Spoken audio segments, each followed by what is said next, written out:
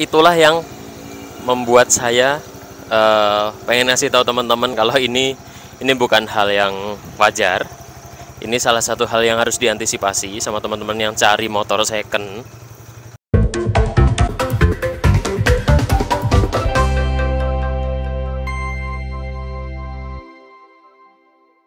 Oke, assalamualaikum warahmatullahi wabarakatuh.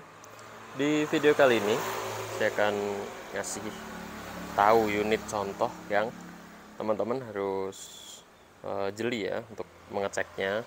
Kalau teman-teman nggak ada basic di pengetahuan mesin, teman-teman wajib banget untuk bawa montir atau mekanik kalau nemuin unit yang seperti ini. Oke, sebelum lanjut ke videonya, jangan lupa like, comment, dan subscribe-nya. Thank you. Yuk lanjut. Oke, unit kali ini ada Yamaha Mio tahun 2007. Jadi tahun 2007 itu yang model kayak gini, paling muda ya. Kalau yang 2007 akhir banget dia ininya udah gabung ya lampunya. Ini yang masih keluaran pertama.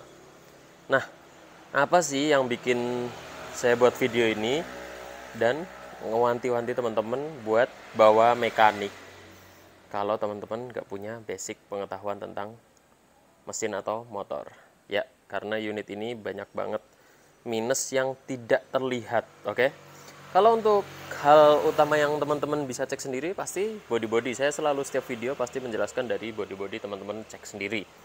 Itu udah paten ya, dan itu adalah selera teman-teman. Jadi kalau tahun segini lecet-lecet kayak gini tuh masih wajar ya.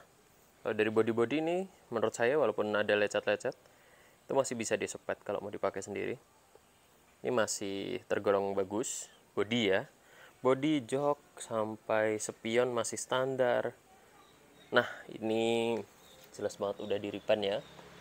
Nah, ini udah di repaint, ini bukan orisinilnya. Orisinilnya itu seperti yang dalam ini.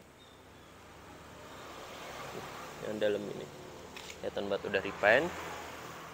Jadi kalau body itu udah selera masing-masing pembeli atau pemakai nantinya. Nah, apa sih yang bikin saya bikin video ini? Ban masih bagus, pelek orisinil utuh walaupun repaint. Apa ya?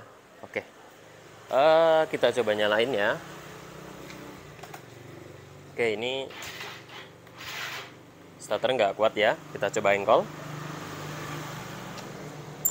Lumayan susah payah ya tadi ngengkolnya.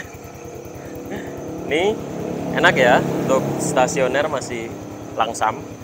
Langsam itu kayak gini, jadi kita nyalain, dia nggak naik, nggak turun, tetap stabil, nyala anteng kayak gini. Walaupun ini knalpotnya sudah dibedah ya ini, jadi udah bor knalpotnya. Coba geber, ya mati lagi. Sekarang kita coba geber. Oke. Apa sih yang bikin saya bilang wajib bawa bengkel tadi? Nah, ini kalau kita tutup kayak gini knalpotnya, ini bisa teman-teman kalau ngecek motor bisa kayak gini. Kalau knalpotnya kenceng ya, bisa ditutup gini. Teman-teman bisa ngedengerin, bahkan ini nggak perlu ditutup pun suara CVT ini bisa teman-teman dengerin sendiri. Oke, saya deketin ya.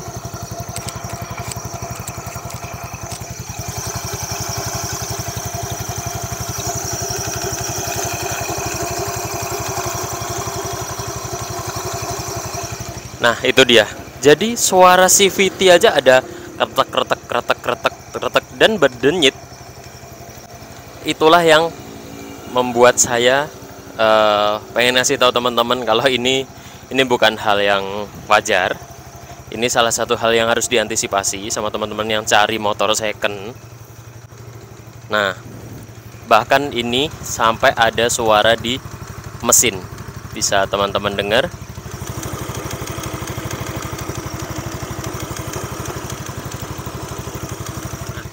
Suara mesin pun ikut kasar.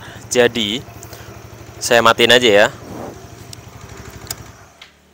Oke, jadi unit ini secara sekilas untuk fisiknya itu masih masih layak lah untuk dipakai ya, masih layak banget. Seandainya teman-teman mau untuk orang tua ya, katakanlah ini cukup benerin knalpotnya aja udah orang tua banget gitu, dan masih layak banget. Tapi kalau teman-teman tahu mesin, tahu motor ini bagus apa enggak mesinnya, di bagian CVT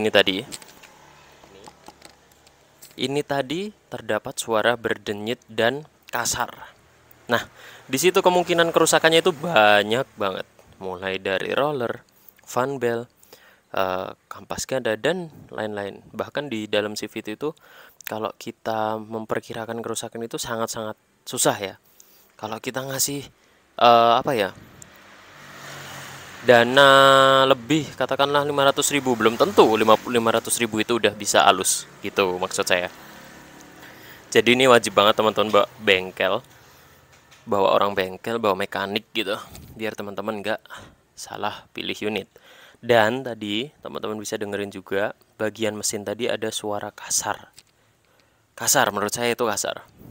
Kalau ngebul tadi nggak ngebul sama sekali ya. Dan juga saya nemuin lagi hal aneh ini di sini. Di bagian kipas, kipas apa ini? Kipas, ya pokoknya kipas. Kipas di bagian mesin ini ya. Nah, ada suara kayak pincang. Jadi seharusnya kipas itu muternya tuh stabil gitu. Kayak nggak cuma motor, mobil pun kayak gitu. Kipasnya biasanya kalau bagus ya, dia stabil, nggak ada suara pincang gitu, nggak ada suara krek-krek, atau kadang muternya halus, terus kadang ada suara kayak angkatan pertama krek gitu, kalau kadang kenceng, kadang pelan. Nah, kayak gitu nggak boleh. Jadi teman-teman kalau untuk kayak gini, lebih baiknya seandainya teman-teman lagi cari motor terus nemuin unit yang seperti ini, teman-teman pikir dua kali deh. Kenapa saya bilang begitu? Pikir dua kali bukan berarti untuk tidak jadi membeli, tapi teman-teman juga mintalah sama si pembeli untuk memberi waktu. Katakanlah hari ini teman-teman cek, body masuk banget nih, oke, masih bisa lah, masih dibilang layak karena masih orisinil, cuma ada repaint aja. Terus tapi teman-teman bingung suara apa itu tadi yang kasar. Nah, teman-teman bisa negosiasi sama penjual. Saya minta waktu sehari, boleh nggak? Besok saya cek lagi. Saya mau bawa orang bengkel saya untuk cek kasar bagian CVT yang ada suara kasar itu tadi, bagian kipas dan mesinnya juga. Nah, itu. Jadi ini motor untuk naikkan masih, menurut saya masih enak, tapi di angkatan pertama itu, di bagian CVT itu kalau kita lagi jalan tuh semakin kasar. Nah, itu kan kayak kita mau ngira-ngira, seandainya dia buka harga 4,5 juta, terus teman-teman ngasih anggaran 500.000 ya, 500.000 buat bebenah gitu, berarti 4 juta nih, 500.000 cukup lah. Ternyata teman-teman biaya repairnya itu sampai 1,5 juta. Nah, teman-teman kan rugi gitu. Jadi alangkah baiknya kalau teman-teman nemuin unit yang seperti ini, itu teman-teman ajak orang bengkel. Oke? Ini salah satu pengalaman teman saya juga dulu yang nggak tahu mesin, tapi nekat beli motor sendiri, terus ngasih range biaya bebenah, biaya bengkelnya itu sekian, dan ternyata 4 kali lipatnya untuk jadi normal, halus gitu. Jadi ini share pengalaman teman saya ya. Kalau saya sedikit-sedikit paham, walaupun hanya sedikit, saya paham. Tapi ini juga semoga ini bisa jadi bermanfaat juga ya bagi teman-teman yang lagi punya plan cari atau lagi berburu motor second gitu. Kalau nemu yang kayak gini bener-bener harus ajak orang yang ngerti.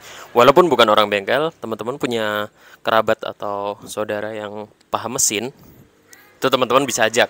Tapi lebih bagus lagi kalau orang bengkel. Kenapa? Kita sama-sama ngeluarin uang 100.000 buat ongkos rokok mereka. Tapi kalau orang bengkel pasti bisa ngasih apa ya, kira-kira biayanya segini gitu. Kalau meleset pun nggak bakal jauh dari itu. Nah gitu. Jadi ini semoga jadi pelajaran ya buat teman-teman. Oke, cukup segini aja video kali ini. Makasih banget buat yang udah nyempetin nonton. Jangan lupa like, komen, sama subscribe ke channel ini biar channel ini lebih maju. See you next time.